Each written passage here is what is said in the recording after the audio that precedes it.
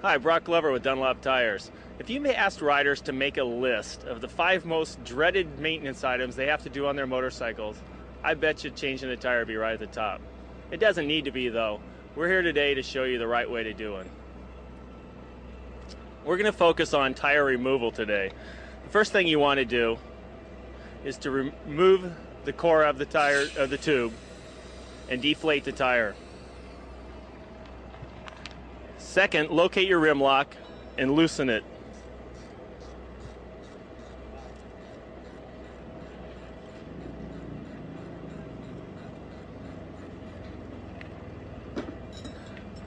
You'll notice that Brian Fleck has this tire up on a stand today, which just really helps if you can invest in one of those.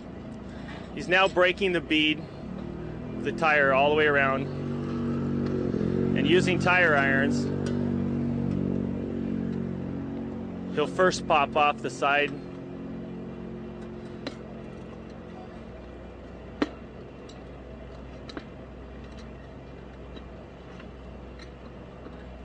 Once he gets this bead completely removed from this side, he'll flip the tire over and also remove, this is where most people go wrong, you actually remove this bead on this side also.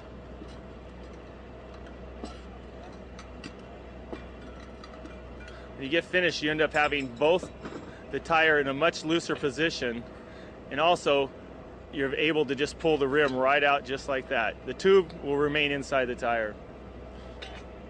If you use these proper techniques, I'm sure you'll have a lot less trouble removing a tire.